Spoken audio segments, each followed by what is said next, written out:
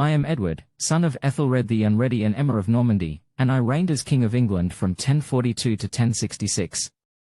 Mine was a life shaped by exile, faith, and the tumultuous politics of a divided land. Permit me to recount my tale, for it is as much the story of England as it is my own. Born in 1003, I grew up in the shadow of my father's struggles against the relentless Viking invasions. My early years were marked by upheaval and fear, culminating in my family's flight to Normandy when I was but a boy. It was there, in the court of my Norman kin, that I learned to treasure the quiet solace of prayer and the strength of piety. Yet, as much as I embraced the Norman ways, my heart remained tethered to England, a land I feared I might never see again. My exile stretched on for decades. When my half-brother Æthelred called me back in 1041, it was as if the hand of God had finally lifted me from the shadows. Upon Ætheldred's death in 1042, I ascended the throne. My coronation was not only a personal triumph but also a divine calling.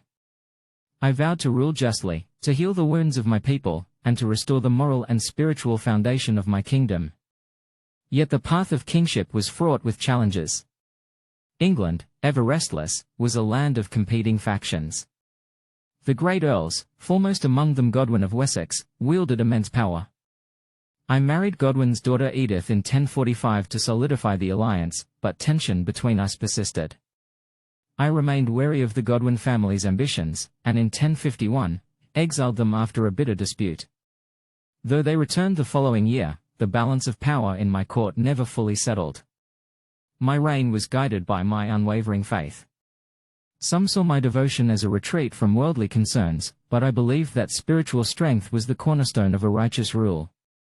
It was this conviction that led to my most enduring legacy, the construction of Westminster Abbey.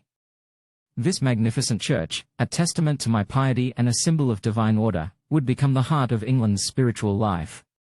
Though I sought peace, the spectre of conflict loomed over my reign. The Danes still coveted our shores, and Norman influences stirred discontent among my Anglo-Saxon subjects. In my later years, I faced the daunting question of succession. Lacking an heir of my own, I was torn between promises made to my Norman cousin William and the claims of Harold Godwin's son, whose family had regained favour. My attempts to reconcile these claims sowed seeds of discord that would ripen after my death. As the years wore on, my body grew frail, but my spirit remained steadfast. I turned evermore to God, seeking guidance in my final days. On January 5, 1066, my earthly journey came to an end. I left behind a kingdom on the brink of upheaval, yet I hoped that my devotion and vision for a united England would endure. I am called Edward the Confessor, remembered as a saint and a symbol of faith. My life was not without its failings, but I sought always to serve God and my people. My reign may have been the twilight of the Anglo-Saxon age, but in its glow lies the hope of redemption and the promise of peace.